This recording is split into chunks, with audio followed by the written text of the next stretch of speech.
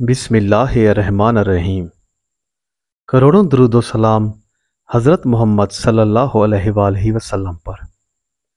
Sid rights के तमाम मुअज़्ज़िज़ सामीन को खुश आमदीद। उम्मीद करता हूँ कि आप सब लोग खैरियत से होंगे। हमारी दुआ है कि आप जहाँ भी रहें अल्लाह की हिफ्ज़ व अमान में रहें। दोस्तों, पिछले पार्ट में आपने हज़रत इब्राहीम की विलादत से लेकर बुतों को तोड़े जाने तक का वाक़या सुना था।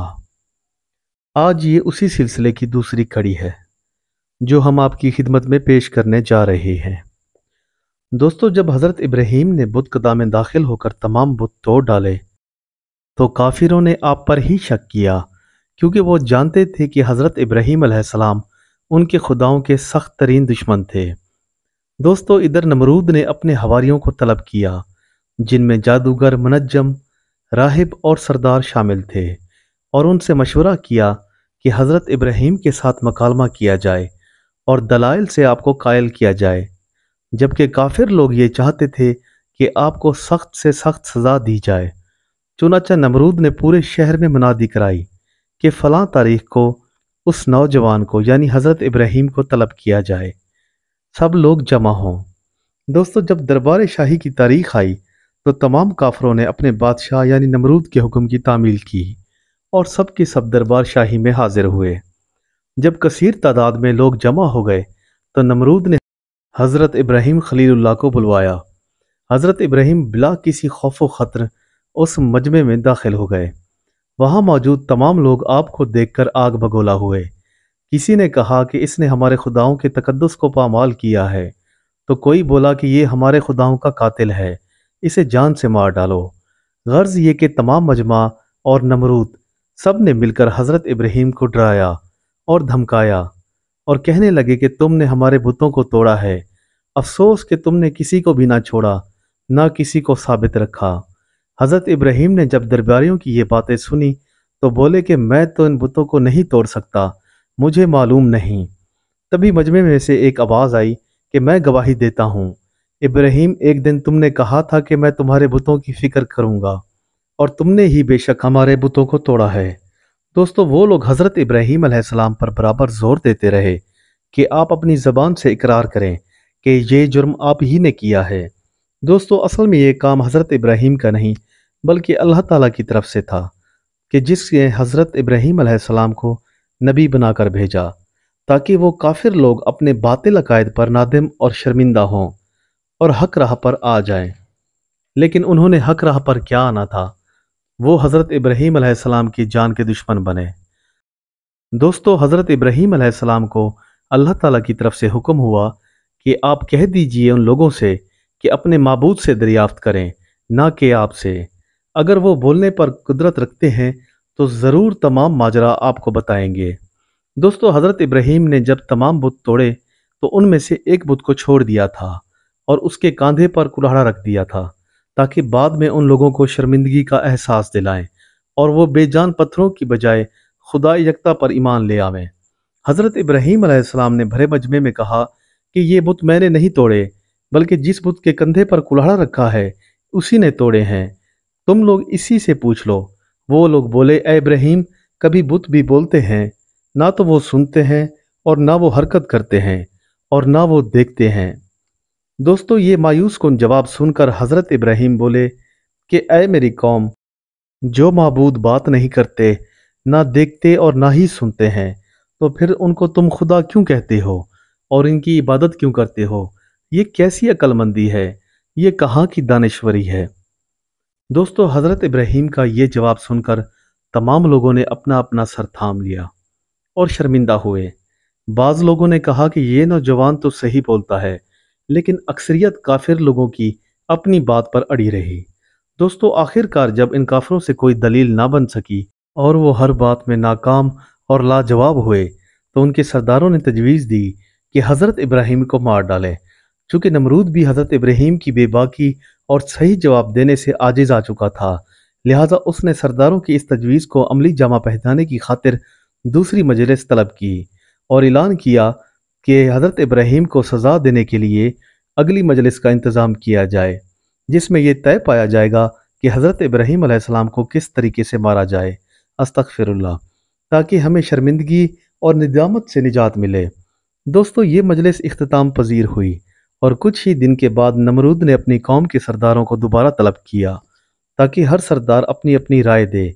सबने अपने अपने तरीके और मशवरे सुनाए, मगर एक बहुत ही मुअम्मर और ज़ईफ़ुल उम्र सरदार ने कहा कि ऐसे मुजरिम को आम लोगों के सामने सरेआम सज़ा दी जाए ताकि कौम का कोई दूसरा फर्द इस किस्म की कोई हरकत दोबारा न कर सके।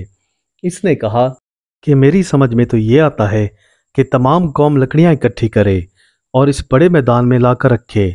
हर शख्स इस काम को अपना कौमी फरीज़ा समझते हुए अपना किरदार अदा करे। जब सारी लकड़ियाँ जमा हो जाएं तो इन लकड़ियों में आग लगा दी जाए, और जब आग अपने शबाब पर हो और शोला मार रही हो तो इस नौजवान यानी हज़रत इब्राहीम अलैहिस्सलाम को मंजीक के ज़रिए इस आग में फेंक दिया जाए ताकि ये फिर वहाँ से निकल ना सके और तमाम कौम को इबरत हासिल हो। दोस्तों, वो तमाम लोग इस मलऊन की बात पर राज़ी हो गए। बाज़ रिवायत में यूँ भी आया है कि ये ज़ईफ़ुल उम्र शख्स असल में शैतान था जो इंसान के रूप में वहाँ मौजूद था। दोस्तों, वहाँ पे मौजूद सब लोगों ने इसकी बात पर इत्तफाक किया कि इस मैदान में एक चार दीवारी बनाई जाए और फिर इसमें आग लगाकर हज़रत इब्राहीम को इसमें डाल दिया जाए। दोस्तों, जब नमरूद ने यह तजवीज़ सुनी तो फ़ौरन हुक्म दिया कि चार दीवारी बनाए जाए और उस चार दीवारी की पैमाइश बनाने वाले कारीगरों को दे दी, जिसमें उसका अहाता 12 कोस और ऊंचाई 100 गज़ की थी। चुनाचा एक दीवार इसी के मुताबिक तामीर की गई। नमरूद लाइन ने हुक्म दिया कि तमाम ममालिक में मनादी करा दी जाए कि जो भी शख्स यहाँ से गुजरे अपने हिस्से की लकड़ियाँ यहाँ ज़रूर डाले। दोस्तों, इन तमाम काफिरों ने नमरूद का हुक्म सुनते ही जंगलों से लकड़ियाँ काट काट कर यहाँ डालना शुरू कर दी। जो भी मुसाफिर यहाँ से गुजरता वो भी वहाँ लकड़ियाँ डालता था। आखिरकार जब ये लकड़ी इकट्ठी हो गई तो नमरूद ने हुक्म दिया कि अब इसमें आग लगाओ। दोस्तों, उन काफिरों ने आग लगाई। दोस्तों, उस आग का शोला और हैयत इतनी शिद्दत की थी कि वहाँ से 30 मील तक अगर कोई जानवर या परिंदा गुजरता तो वो उसकी तपिश से जल भूनकर खाक हो जाता। ये हाल देखकर काफिर मुतअज्जिब हुए कि अब इस शोला मारती आग में हज़रत इब्राहीम अलैहिस्सलाम को किस तरह डालें। अभी वो इन्हीं सोचों में गर्क ही थे कि शैतान लहीन वहां आ पहुंचा और बोला कि मैं तुमको तरीका बताता हूँ। तुम सब मिलकर एक ऊंची जगह का तयन करो और एक मंजीक तैयार करो। मगर वहां कोई भी मंजीक बनाना ना जानता था। दोस्तों, इब्लीस लाइन ने दोज़ख में मंजीक देखी थी। वो बोला कि तुम कारीगरों को बुलाओ, मैं उन्हें मंजीक बनाना सिखाऊंगा। दोस्तों, ये ख़ास तरीका दोज़खी के वास्ते अल्लाह ने रखा है, क्योंकि जब दोज़खी को आग में डाला जाएगा तो उसी मंजीक में रख कर डाला जाएगा, और शैतान पहले ही इससे वाकिफ था तो उसने कारीगरों को मंजीक बनाना सिखाया। जब मंजीक बन के तैयार हुई तो हज़रत इब्राहीम को उसमें बिठाकर आग में डाला जाने लगा। तभी हुक्म बारी ताला हुआ और आवाज़ आई कि ए जिब्राइल, आसमान के सब दरवाजे खोल दो ताकि सब फरिश्ते खलीलुल्लाह को देख सकें कि दुश्मन के हाथ में मैंने दिया है, और मैं ये देखना चाहता हूँ कि दुश्मन खुदा हमारे खलीलुल्लाह को किस तरह जलाते हैं। दोस्तों, तब हज़रत जिब्राइल अलैहिस्सलाम ने आसमान के सब दरवाजे खोल दिए। जब फरिश्तों ने यह मंजर देखा तो सभी ये हाल देखकर सजदे में गिर गए और कहने लगे, या इलाही, इस मैदान में तो एक ही मोहद है जो तेरी इबादत करता है और हर वक्त तेरा नाम अपनी ज़बान पर जारी रखता है। इसको तूने दुश्मन के हाथ में डाला है और वो इसको जलाने लगे हैं। इरशाद बारी ताला हुआ कि ए फरिश्तों, अगर चाहते हो तो तुम इसको अमान दो। मैं तुम्हारा रब हूँ और मैं जानने वाला हूँ। जो मैं जानता हूँ वो तुम नहीं जानते। अगर इसको दुश्मन के हाथ में मैंने दिया है तो इसकी जान भी मैं बचाने पे कादिर हूँ। दोस्तों, इधर इब्लीस मंजीक को दुरुस्त कर रहा था और उसने कुर्सियां लगवाई ताकि वो सब लोग नज़ारा करें। नमरूद के वजीर नमरूद को मशवरा दे रहे थे कि आप अपना पैरहन इब्राहीम को पहना दें, क्योंकि अगर ये पैरहन इब्राहीम की बरकत से ना जला तो लोग समझेंगे कि ये तुम्हारी बरकत से ना जला। दोस्तों, हज़रत इब्राहीम को नमरूद का पैरहन पहनाया गया और उनके हाथ पांव बांधकर मंजीक के गोपन में बिठा दिया और 400 लोगों ने मिलकर एक बार में ही जोर लगाया, मगर मंजीक ना हिली। इधर हज़रत इब्राहीम का बाप आजिर भी उन लोगों में मौजूद था। वो बोला कि एक रस्सी मुझे भी दो ताकि मैं भी जोर लगाऊं, بے شک یہ میرا فرزند ہے لیکن میرے دین اور خداؤں کا مخالف ہے۔ یہ کہہ کر وہ ملعون بھی رسی کو کھینچنے لگا۔ دوستو، حضرت ابراہیم نے جب اپنے باپ کو دیکھا تو بارگاہ الہی میں عرض کی کہ اے اللہ، میرا تو باپ بھی میرا دشمن ہے۔ میرے خدا، آج میں سب سے بیگانہ ہوں اور سوائے تیرے مجھے کوئی پناہ دینے والا نہیں ہے۔ دوستو، جب حضرت ابراہیم علیہ السلام کو آگ میں ڈالنے کے لیے وہ 400 آدمی زور لگا رہے تھے تو بارضا الہی وہ منجیک ان سے نہ ہلی۔ ابلیس لائن نے کہا کہ 4000 آدمی بیک وقت زور لگا کر کھینچو اور اپنے خداؤں کا بدلہ لو۔ تب 4000 آدمیوں نے مل کر منجیک کو کھینچا مگر پھر بھی ناکام رہے۔ دوستو، فرشتے آسمان سے یہ منظر دیکھے جا رہے تھے۔ ابلیس لائن کو معلوم تھا کہ کسی برکت کی وجہ سے منجیک کا گوپن نہیں اٹھ رہا۔ اس نے کافروں سے کہا کہ رک جاؤ، جو کچھ میں دیکھ رہا ہوں وہ تم نہیں دیکھ پا رہے۔ اس نے کافروں سے کہا کہ رک جاؤ، میں تمہیں ایک طریقہ بتاتا ہوں، تب تم ابراہیم کو آگ میں ڈال پاؤ گے، وگرنہ چاہے مشرق سے لے کر مغرب تک آدمی زور لگا لیں یہ منجیک نہ ہلے گی۔ ابلیس نے کہا کہ پہلے 40 مرد اور عورتیں زنا کرو، پھر منجیک کو ہاتھ لگاؤ۔ پس 40 مرد اور عورتوں نے زنا کیا۔ فرشتوں نے جب یہ گناہ کبھی ہوتے دیکھا تو نفرت سے لعنت کرتے ہوئے آسمان کے دروازے بند کرتے ہوئے چلے گئے۔ شیطان بھی ان لوگوں کے ساتھ مل کر زنا کرتا رہا اور اس کے بعد اس نے مل کر ان لوگوں کے ساتھ ہی منجیک کو کھینچا اور حضرت ابراہیم کو آگ میں ڈال دیا۔ فرشتے آسمانوں پر اللہ کے حضور میں سجدے میں گر گئے اور بولے، یا رب جلیل، تیرے خلیل کو کافروں نے آگ میں ڈال دیا ہے۔ اسی وقت حضرت جبرائیل 70,000 فرشتوں کے ساتھ حضرت ابراہیم کے پاس آئے اور کہا کہ اے ابراہیم، اگر تم کہو تو میں اس آگ کو اپنے پروں پر اٹھا کر دریائے محیط میں ڈال دوں۔ حضرت ابراہیم بولے کہ اے جبرائیل، اس میں میرے رب کی کتنی مرضی ہے، مجھے تم سے کوئی حاجت نہیں، میں تو اپنی حاجت اپنے اللہ سے رکھتا ہوں کہ جس کا پورا عالم محتاج ہے۔